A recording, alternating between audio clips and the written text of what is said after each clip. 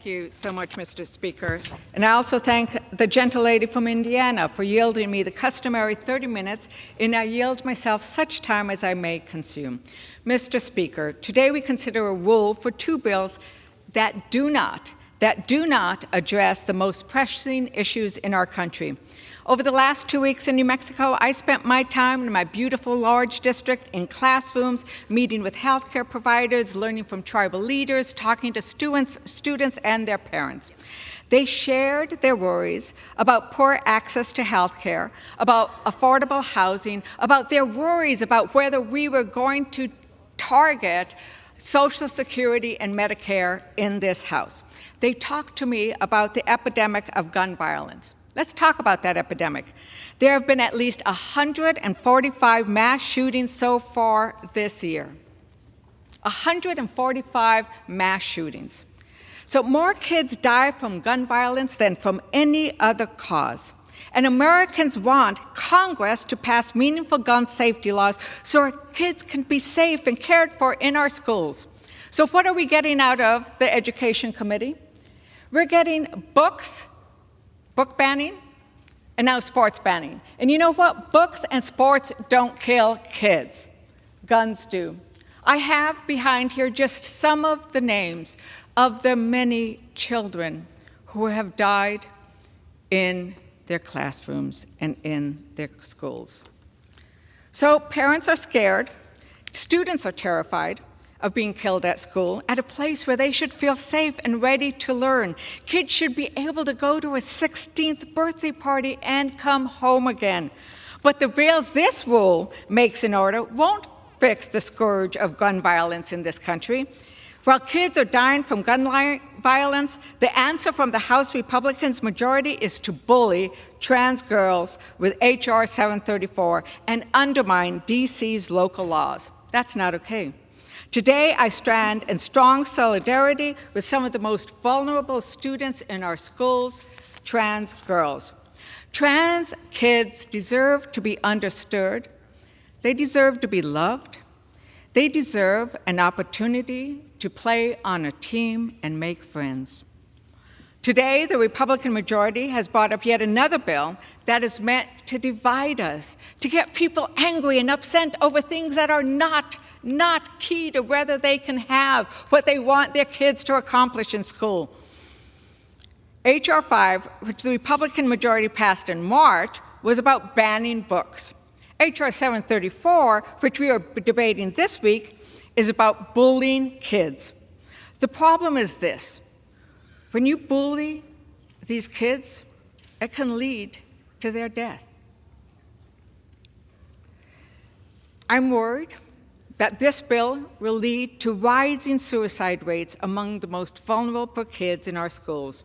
Studies have proven that when we welcome trans kids with compassion and kindness, they are less likely to attempt suicide. Studies have shown that the problem isn't whether a kid is trans or not, it is, are they accepted? At a time when trans kids face alarming rates of behavioral and mental health issues, when 53% of trans kids have considered suicide, my colleagues have chosen to use fear to score political points. 1 in 25 American kindergartners won't live to adulthood. Imagine that.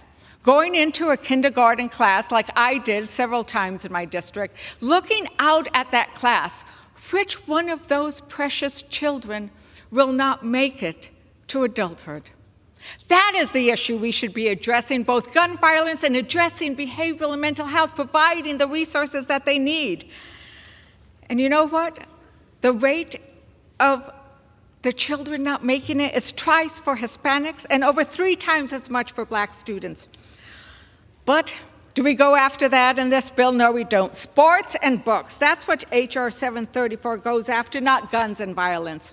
There is already a mechanism in place to address the fairness that has been raised on the other side of the aisle. There is already a way of addressing the distinctions in playing sports The NCAA and Olympics put these in place decades ago. The Olympics already has a manual for what you should do, and it was done in 2003.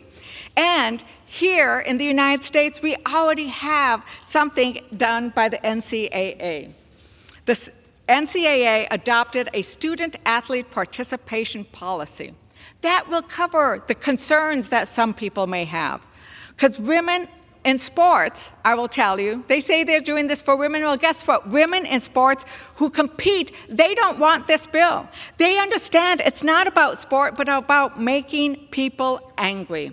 We have the Statement of Women's Rights and great gender justice organizations in support of full and equal access to participation in athletics for transgender people, and it is signed by numerous women's sports organizations. One after another, they have lined up to say, no, this bill is bad for women in sports. And you know what? I want to make sure that here in Congress that we lead with compassion. We're all human. We all have, within our families, within our communities, people who are lesbian, who are gay, who are trans, who are many different aspects of who they are and who they actually are and authentically are. Why? Why are you willing to sacrifice those beautiful kids of ours? Why? I just don't understand it. Because you know what? Trans kids deserve to live. The rule also makes an order, HJ Resolution 42, which disapproves of the District of Columbia's Comprehensive Police and Justice Reform Amendment Act. The D.C. Council, elected by D.C. residents, passed this bill through democratic process. D.C., just like those in Kentucky and other local jurisdictions, it's the local jurisdictions which should have the right to enact laws through their democratic process without congressional interference. We should not be having congressional interference into local matters like protecting our citizens and like having a police force that is responsive to those citizens. Just because Congress can intervene in D.C. affairs doesn't mean that it should. The D.C. Reform Bill includes many of the reforms that both Republican and Democratic states and localities have passed. Things like banning chokeholds, things like using body cameras.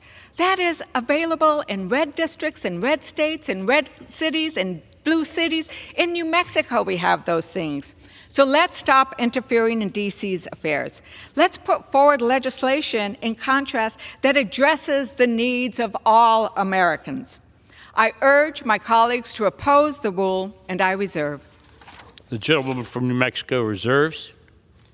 And the gentlewoman from Indiana is recognized.